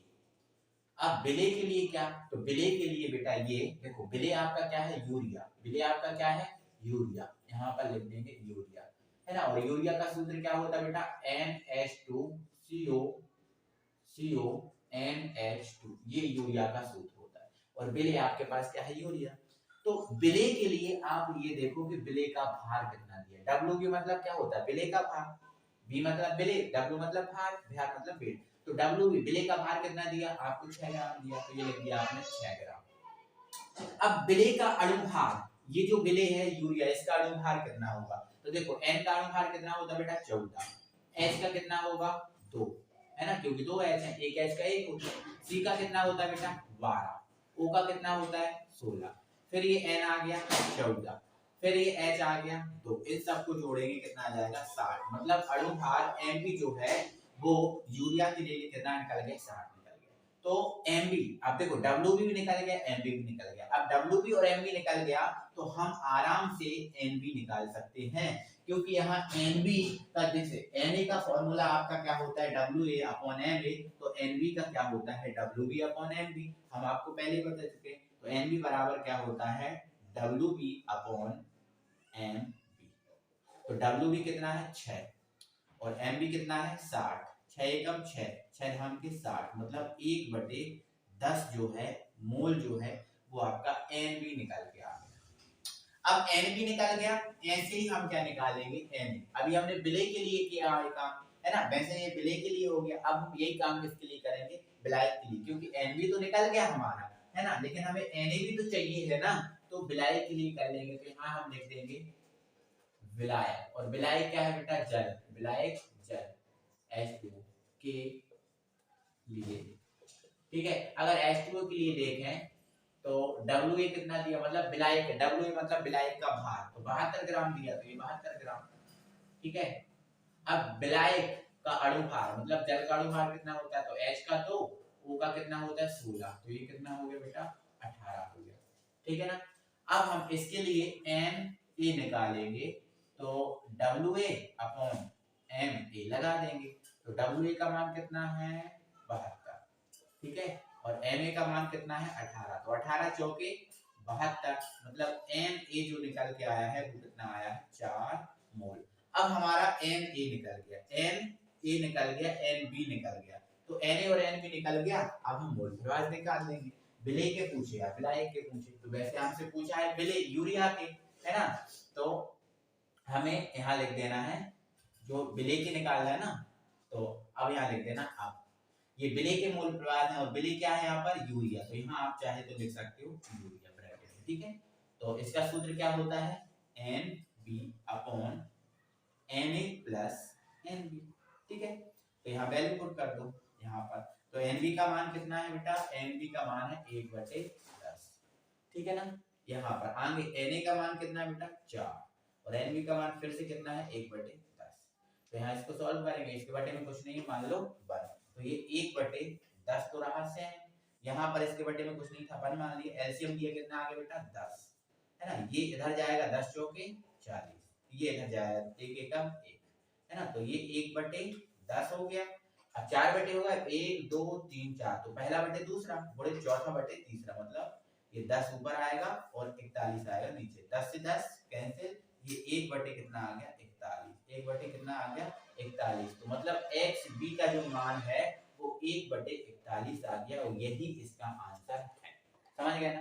तो देखो अभी बेटा ये हमारे किसके मोल प्रभास निकले हुए हैं, हमने अभी विलेय यूरिया के निकाले। अगर आपसे विलायक मतलब जल के मूल प्रभास पूछता तो यहाँ पर XA का फॉर्मूला लगा देते, क्योंकि ये सब चीजें हमने निकाल ही ली हैं। जब XA लगाते तो XA बराबर NA upon NA plus NB ये लगा देते तो आपका XA का मूल प्रभास आ जाते। आई होप आप बहुत अच्छे से इस क्वेश्चन को समझ पाए होंगे, परेशानी तो होगी नहीं, ठीक है। बहुत अच्छे से इसको समझ गए होंगे, दिक्कत नाम की कोई चीज नहीं होगी मेरे भाई, ठीक है ना। चलो आगे हम बढ़ते हैं, अगले क्वेश्चन पे बात करते हैं। ये सारे क्वेश्चन बेटा एनसीईआरटी बेस्ड हैं और एनसीईआरटी बेस्ड ही हमारे एग्जाम में पूछे जाते हैं मेरे भाई। हमारे पास अगला क्वेश्चन एनसीईआरटी का, ध्यान से देखना समझना। इस न्यूमेरिकल की लैंग्वेज आपको बहुत कठिन मिलेगी, लेकिन इस न्यूमेरिकल में दम बिल्कुल भी नहीं है। अगर आप शुरू से इस वीडियो में जुड़े हो तो मैं कह रहा हूँ बिल्कुल भी आपको परेशानी नहीं होगी। आओ देखें, देखो हमें क्वेश्चन में क्या बोला गया, हमसे बोला गया है यदि नाइट्रोजन गैस N2 को, हमारे पास एक कोई नाइट्रोजन गैस है N2, ठीक है, उसको 293 केल्विन पर 293 केल्विन ताप पर जल में प्रवाहित किया गया है ना, जल में प्रवाहित किया गया है। देखो गैस को द्रव में मिलाया गया है, ध्यान ध्यान से सुनना, गैस को किस में मिलाया जा रहा है, द्रव में। और आपको पता है जब गैस को द्रव में मिलाया जाता है तो गैस में द्रव का जो नियम है वो हेनरी ने दिया था। किसने दिया था, हेनरी नामक वैज्ञानिक ने। तो यहाँ पे एक तो बात फाइनल हो गई कि यहाँ हेनरी नियम लग रहा है। क्या लग रहा है, हेनरी नियम। और हेनरी नियम बेटा क्या होता है, P बराबर KH.X, जहाँ X क्या है, गैस की मात्रा, और ये जो गैस की मात्रा है वो मोल में है। किसमें है बेटा, मोल में है, ध्यान रखना, ठीक है, गैस की मात्रा। तो ये हो गया, किया जाता है। तो 1 लीटर जल में कितने मिलीमोल, ध्यान रखना यहाँ मिलीमोल की बात की है, यहाँ शब्द को पहचानना, यहाँ मिलीमोल की बात की है मोल की बात नहीं की, मिलीमोल की बात की है। और ये जो आप गैस की मात्रा निकालोगे ये मोल में निकालोगे, किस में निकालोगे, मोल में, और यहाँ मिलीमोल की बात की है, ठीक है। तो कितने मिलीमोल N2 मतलब नाइट्रोजन और विलेय होगी, मतलब गैस की मात्रा के बारे में आपसे पूछा गया है, कहीं ना कहीं ध्यान से सुनना। यदि नाइट्रोजन गैस को N2 को 293 केल्विन पर जल में प्रवाहित किया जाए तो 1 लीटर जल में कितने मिलीमोल नाइट्रो और विलेय होगी, N2 और विलेय होगी, मतलब गैस की मात्रा के बारे में पूछा। आगे N2 का आपको आंशिक दाब दिया है, मतलब दाब का मान दिया है, P का मान दिया है, ठीक है, ये दिया है इतना, ठीक है। और 293 केल्विन पर तथा 293 केल्विन पर हेनरी स्थिरांक आपको ये रखा दे के रखा है 76.48।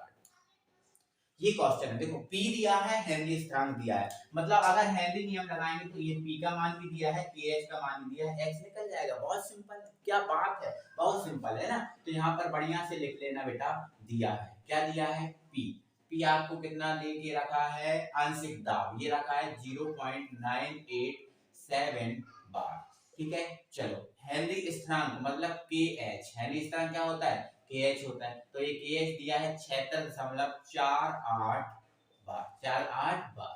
बस अब हमें निकालना है गैस की मात्रा, तो हमें पता है हेनरी नियम में P दाब है, KH गैस वो हेनरी नियतांक है, और X गैस की मात्रा। तो यहाँ लिख देंगे हेनरी नियम से, हेनरी नियम से, तो हेनरी नियम लगाएंगे तो P is equal to KH.X, P का मान रख दो 0.987, KH का मान रख दो 76.48 इनटू में आपका क्या रहेगा x, इनटू में आपका क्या रह जाएगा बेटा x रह जाएगा।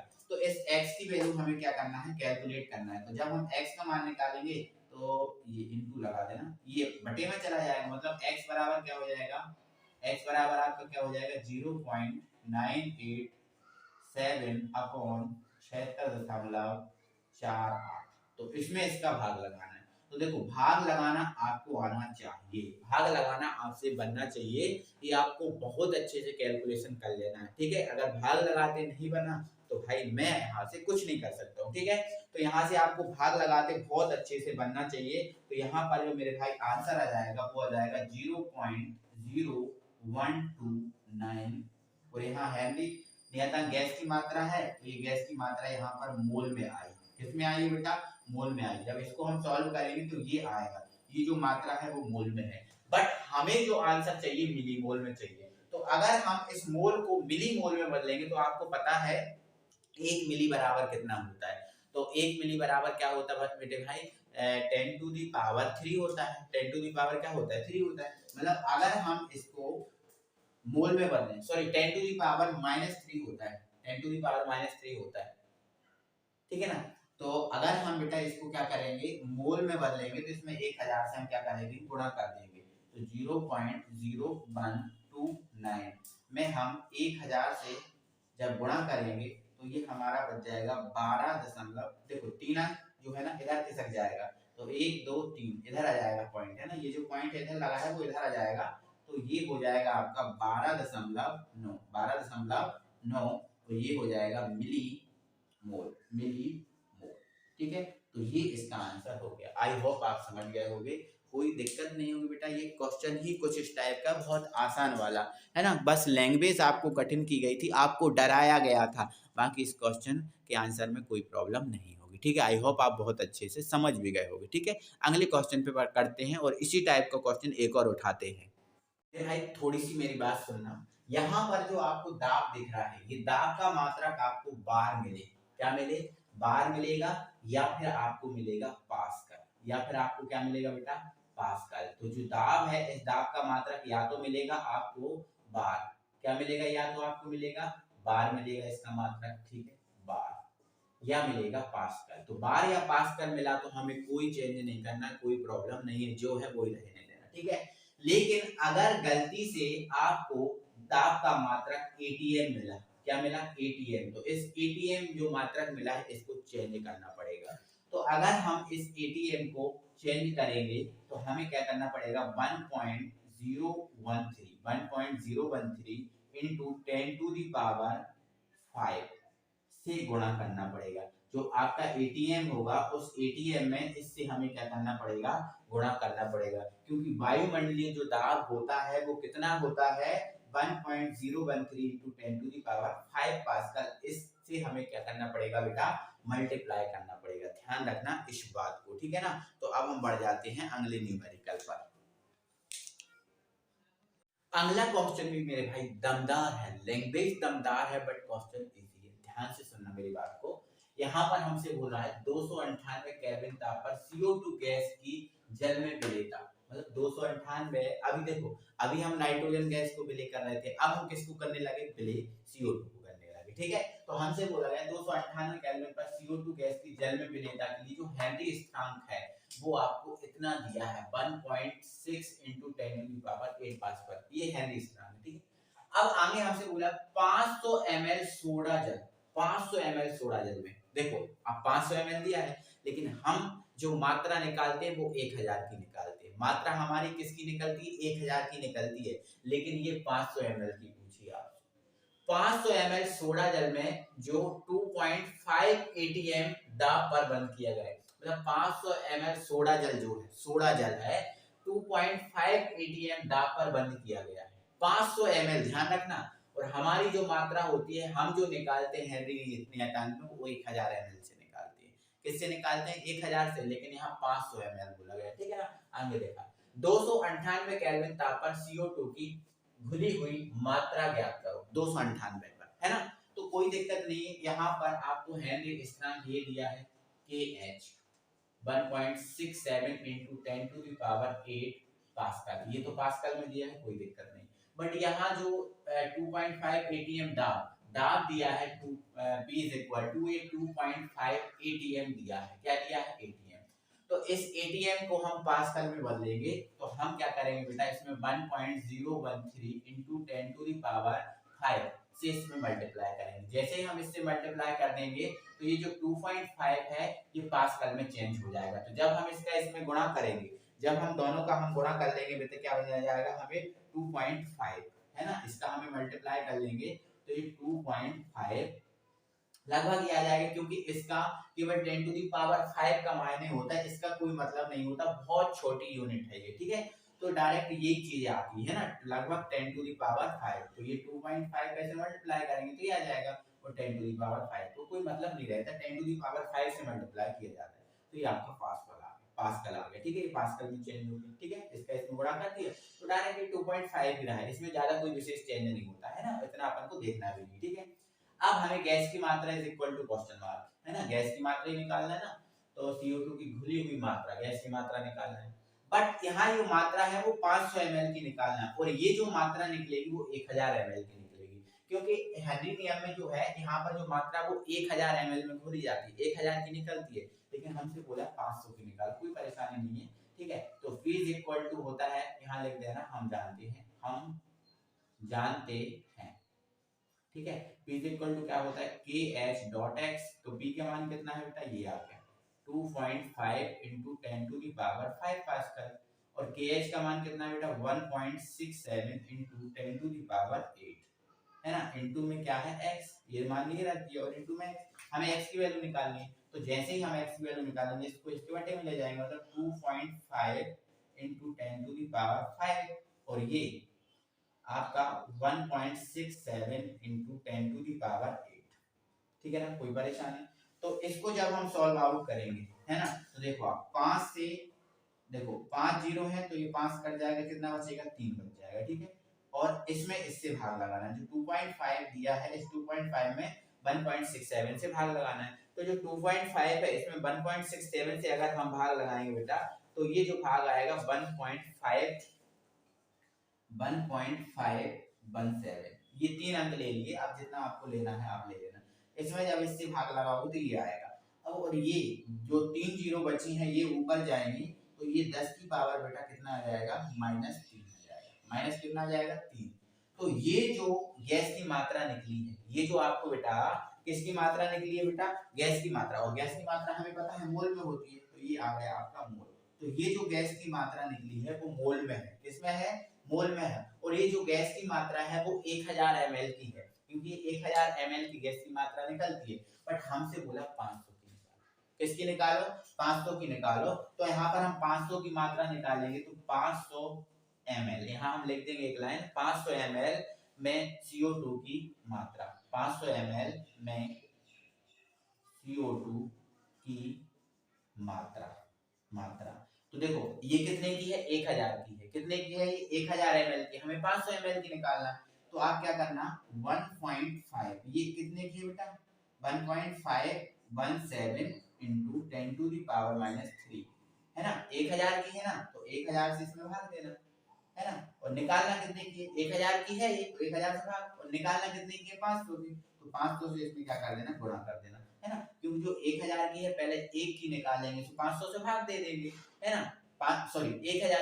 1000 की है, एक की निकालेंगे तो 1000 से भाग दे देंगे, निकालना 500 की तो 500 से गुणा कर देंगे। तो जब हम इसको सॉल्व करेंगे बेटा, तो ये सॉल्व कर लेना आप, जितना भी आए सॉल्व कर लेना, ठीक है।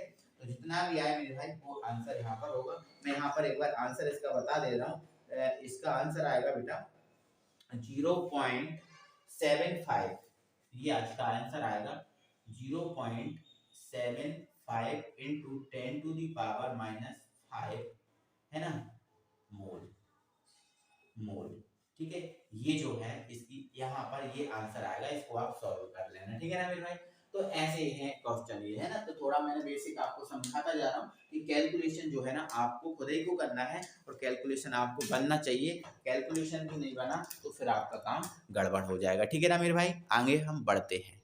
अगला क्वेश्चन स्क्रीन पर आ गया है, एनसीईआरटी बेस्ड क्वेश्चन है, और हमारा ये क्वेश्चन है ग्लूकोज के 5% विलयन का मतलब हमारे पास जो ग्लूकोज है इस ग्लूकोज का 5% विलयन है, 5% विलयन है, ग्लूकोज का 5% विलयन है। और आप तो वैसे भी जानते हो प्रतिशत का मतलब 100, प्रतिशत को 100 में से निकाला जाता है। तो यहाँ पर हमें बस एक शब्द का मतलब समझना है, पूरा आंसर सॉल्व हो जाएगा।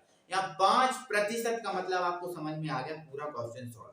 ठीक है, ध्यान से चलो। पहले ग्लूकोज के 5% विलयन का 25 डिग्री सेल्सियस ताप पर परासरण दाब की गणना करना, मतलब 25 डिग्री सेल्सियस ताप पर हमें परासरण दाब की गणना करना। बस क्वेश्चन खत्म हो गया।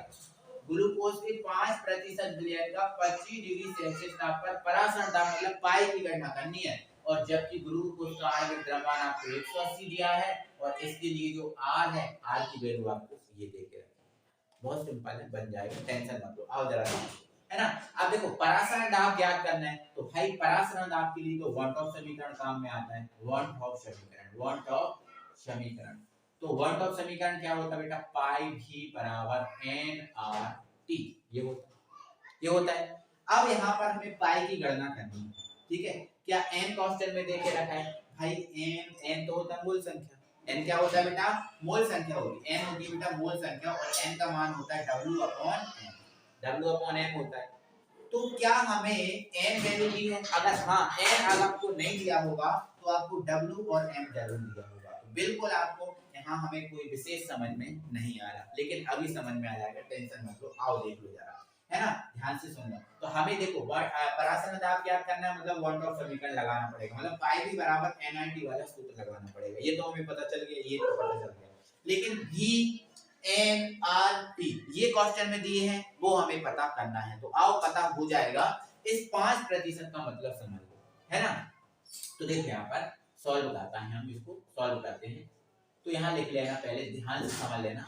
ग्लूकोज के 5% विलयन का मतलब, ग्लूकोज के 5% विलयन का मतलब क्या है? ग्लूकोज के 5% विलयन का मतलब ये है कि मेरे भाई, मतलब 5 ग्राम ग्लूकोज, 5 ग्राम क्या, ग्लूकोज, ग्लूकोज उपस्थित है 100 ml विलयन में, 100 ml विलयन।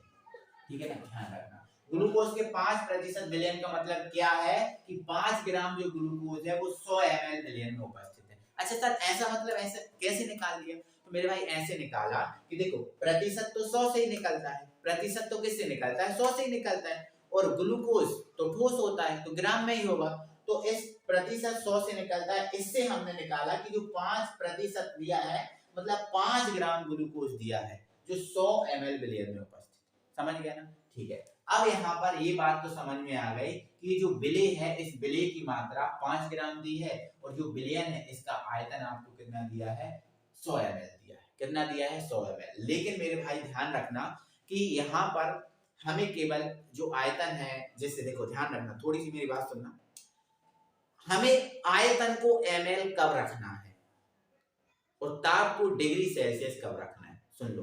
तो आयतन को ml केवल मेरे भाई जो सांद्रता निकालने की विधियां, जैसे मोलरता हुई, मोललता हुई, नॉर्मलता हुई, इनमें ही केवल आयतन हमें ml में रखना है। सांद्रता निकालने की जब विधि में आप कोई सी भी सांद्रता निकालो तभी आयतन को आप ml में रखना।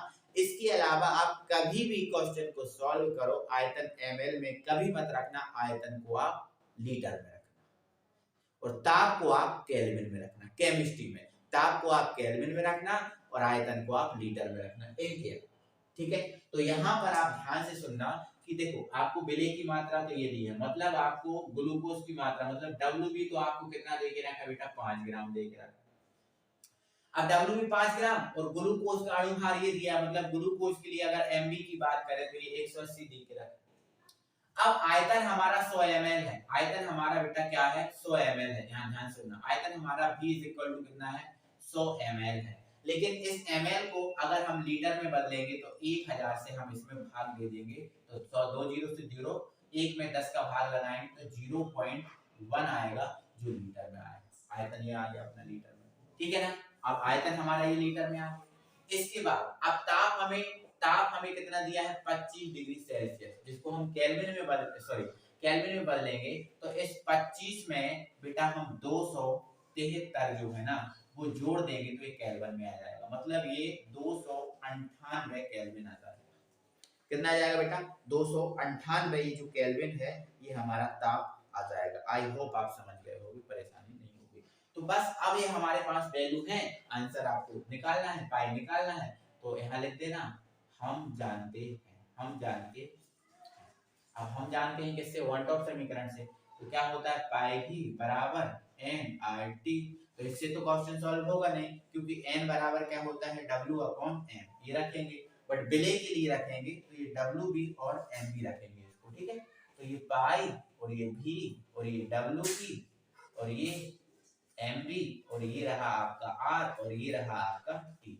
तो पाई तो निकालना है, भी का मान कितना है, तो भी का मान मतलब आयतन 0.1 है, ये 0.1 रख दिया, ठीक है। अब डब्ल्यू भी कितना है आपका 5 ग्राम, ये रख दिया।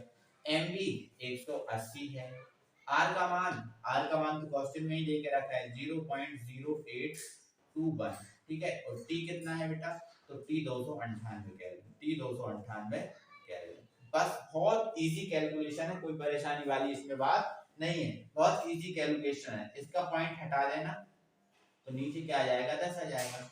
इस जीरो से इस जीरो को काट देना, इस जीरो से इस जीरो काट देना, बस इन सब का गुणा करना और 18 से भाग लगाना। इन सब का क्या करना, गुणा करना और 18 से भाग लगाना। तो यहाँ जो आपका पाई है, मतलब ये परासरण दाब है, वो आपका कितना आ जाएगा बेटा 6.79 या 6.8 आ जाएगा, है ना, जो आपका एटीएम में होगा, ठीक है। तो यहाँ से आपको याद रखना है मेरे भाई, बहुत अच्छे से, परेशानी आपको जाएगी नहीं, दिक्कत आपको जाएगी नहीं, सॉल्व आपको कर लेना, क्वेश्चन आप समझ ही गए। अब इस टाइप की लैंग्वेज का आपको कोई भी क्वेश्चन मिले, किसी टाइप का भी क्वेश्चन मिले, मुझे लगता है कि आप इस टाइप के क्वेश्चन को आप उड़ा डालेंगे, परेशानी नहीं होगी। हमने जिम्मा ठामा है कि हमें हर टाइप के क्वेश्चन इसी वीडियो में उड़ाना है, तो आगे हम फिर और बढ़ेंगे। स्क्रीन पर है, बोला है 12.5 ग्राम यूरिया, 12.5 ग्राम यूरिया है, इसको 170 ग्राम जल में विलय किया गया है, 170 ग्राम जल में घोला गया है। तो क्वथनांक में जो उन्नयन है, क्वथनांक में बेटा क्या है उन्नयन, मतलब क्वथनांक में उन्नयन मतलब बेटा डेल टीवी, क्वथनांक में उन्नयन क्या होता है डेल टीवी होता है ना। क्वथनांक में उन्नयन आपको दे के रखा है 0.63 केल्विन, ठीक है, पाया गया। जबकि आपको केबी बराबर आपको दे के रखा है 0.52 kelvin KG mole inverse, kelvin KG mole inverse. तब यूरिया के आणविक द्रव्यमान, मतलब यूरिया के लिए आपको देखो 12.5 ग्राम यूरिया है, मतलब ये कम मात्रा है, मतलब ये विलय है और ये आपका विलायक है। तो यूरिया का आणविक द्रव्यमान मतलब एमबी आपको निकालना है, जो आपको आणविक द्रव्यमान मतलब एमबी आपको निकालना है, ठीक है ना मेरे भाई, ये आपको क्वेश्चन में निकालना है, ठीक है। तो आपको 12.5 ग्राम ये यूरिया का भार दिया है, मतलब आपको ये डब्ल्यू भी दिया है 12.5 ग्राम, ठीक है। और 170 ग्राम भार ये विलायक है, जल विलायक है ना, तो मतलब आपको डब्ल्यू ये दे के रखा है 170 ग्राम, ठीक है ना। तो हमें देखो बेटा एमबी निकालना है, तो हमने आपको अभी बताया था क्वथनांक में उन्नयन के लिए हमें एमबी निकालने का सूत्र आएगा, एमबी निकालना पड़ेगा। तो क्वथनांक में उन्नयन निकालना है, तो हमें पता है बेटा क्वथनांक में जो उन्नयन है बेटा वो मोललता के कैसा होता है समानुपाती। और हमने आपको बताया था अभी जब स्टार्टिंग में फॉर्मूले कराए थे, समानुपाती का चिन्ह हटाएंगे, एक नियतांक आएगा केबी, ठीक है। और ये एम, तो यहाँ हम एम का मान रख देते हैं केबी, है ना, एम का मान रख देते हैं तो क्या जाता है आपका W B into 1000 upon M B into W A, यही है ना इसका फॉर्मूला, और ये के भी, और यहाँ डेल टी भी रहा, बट इससे तो डेल टी भी निकलेगा, इससे क्या निकलेगा बेटा डेल टी, बट हमें क्या निकालना है एम बी, तो एम बी को ले जाएंगे इधर और डेल टी भी को ले जाएंगे इधर।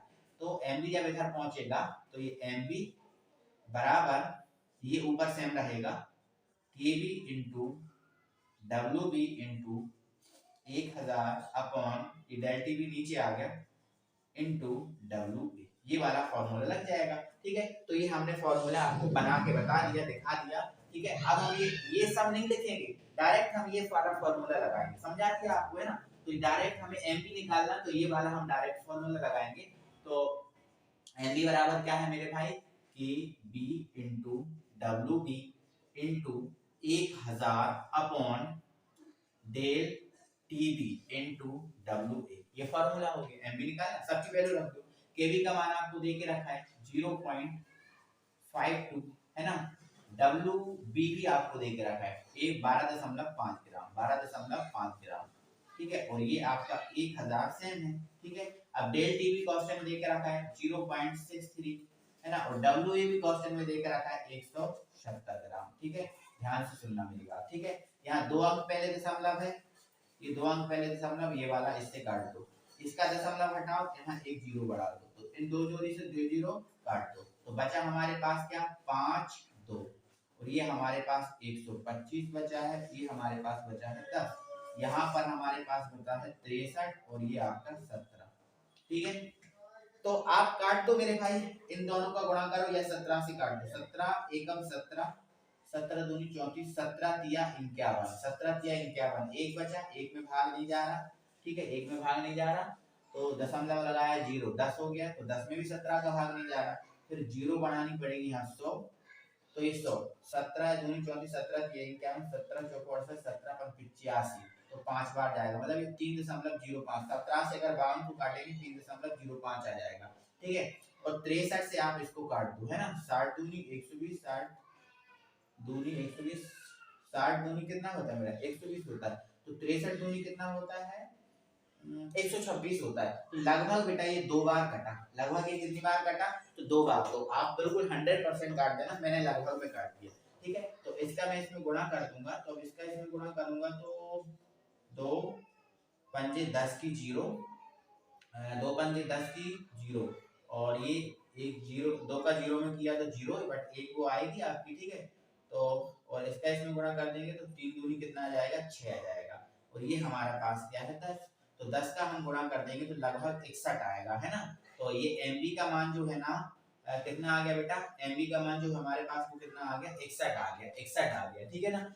बट अगर मैं इसमें इसके एग्जैक्ट आंसर की बात करूं, तो एग्जैक्ट आंसर बेटा मैंने देखो यहाँ अप्रॉक्स में काट दिया था ना, है ना, 126 मान के काट दिया था, तो आप 100% काटना है ना, क्योंकि इसका जो सही आंसर आ रहा है मेरे भाई, वो आ रहा है 60.69 आ रहा है, 60.69 आ रहा है इसका आंसर, सही आंसर 60.69 आ रहा है मेरे भाई, ठीक है, इसका सही आंसर। थोड़ा ध्यान रखना, मैंने डायरेक्ट काट दिया था, आप 100% काट लेना इसको, ठीक है।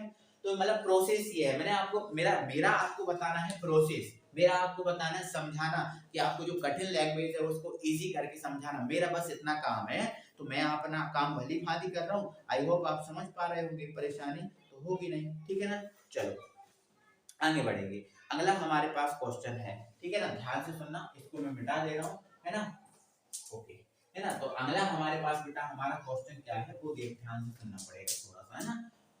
तो क्वेश्चन है हमारा बेटा कि देखो एक जलीय विलयन है, इसका हेमांक कितना दिया है आपको 0, नो एक जलीय विलयन के हेमांक में अवनमन, जलीय विलयन के हेमांक में अवनमन आपको दे के रखा है, तो जलीय विलयन के हेमांक में अवनमन आपको कितना दे के रखा है बेटा 0.385 डिग्री सेल्सियस, और यहाँ पर आपको केएफ दे के रखा है, तो केएफ कितना दे के रखा है 3.85 केल्विन केजी मोल इनवर्स, और के भी आपको दे के रखा है 0.712 केल्विन केजी मोल इनवर्स। तो क्वथनांक में उन्नयन ज्ञात कीजिए, देखो हिमांक में अवनमन दिया है, क्वथनांक में उन्नयन आपको ज्ञात करना है, मतलब क्वेश्चन में आपको देखो क्या क्या देख रखा है ना, क्वेश्चन में आप देख लो क्या क्या देख रखा है, क्वेश्चन में आपको दिया है डेल टीएफ की वैल्यू, डेल टीएफ की वैल्यू दी है, कितनी है 0.385 डिग्री सेल्सियस, है ना। और आपको क्वेश्चन में किसकी वैल्यू देके रखी है बेटा के बी, के बी दे के रखा है ना, और के एफ दे के रखा है, तो के एफ कितना दिया है एक बार आप क्वेश्चन में बहुत अच्छे से देख लें, 3 के एफ आपको दिया है 3.85 केल्विन केजी मोल इनवर्स, और के भी आपको क्वेश्चन में कितना दिया है बेटा 0.712 केल्विन केजी मोल इनवर्स, ये आपको दे के रखा है, और आपसे बोला है कि डेल टी भी बताओ, del T is equal to बताओ। देखो ये क्वेश्चन में देखो, क्वेश्चन को आप पढ़ लो ध्यान से, यही चीजें आपको देके रखी ना, तो आप ध्यान से सुनना मेरी बात, ध्यान से सुनना मेरी बात। देखो हम एक फॉर्मूला जानते हैं, हम आपको प्रूव करके बता रहे हैं।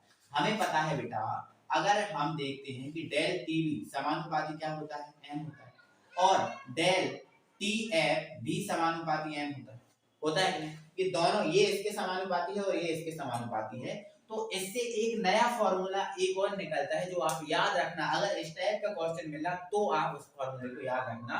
तो वो फॉर्मूला ये होता है मेरे भाई कि जो डेल टीएफ बटे डेल टीवी, मतलब हिमांक में अवनमन और क्वथनांक में उन्नयन का जो अनुपात होता है वो मेरे भाई वो आपका के एफ अपॉन के बी के इज इक्वल टू होता है। मतलब ये दोनों का अनुपात हिमांक में अवनमन और हिमांक में अवनमन और क्वथनांक में उन्नयन का जो अनुपात होता है मूलल अवनमन स्थिरांक और मूलल उन्नयन स्थिरांक के अनुपात के बराबर होता है। ये फॉर्मूला आप याद रखोगे यार, इसमें बस वैल्यू पुट करना है, ठीक है। तो वैल्यू पुट करो, तो डेल टीएफ की वैल्यू कितनी है 0.385, ठीक। इसकी वैल्यू हमें डेल टीवी की निकालनी है, के एफ आपको ये देकर रखा 3.85, ठीक है। चलो, और इसकी वैल्यू कितनी है 0.712, ये आपको देके रखी, ठीक है। इसको सॉल्व करो, इसका देखो दशमलव 3 अंक पहले है, 2 अंक पहले है दशमलव इसका, ठीक है। तो इसका कितने अंक पहले हैं 3 अंक, तो इसको हम सॉल्व करेंगे बेटा। तो ध्यान से सुनना, इस डेल टीवी को थोड़ा मैं इधर को लिख दे रहा हूँ, डेल टीवी इधर को लिख रहा हूँ। इसका दशमलव हटाऊंगा तो बेटा नीचे कितनी जीरो आएंगी 3 आएंगी, ठीक है।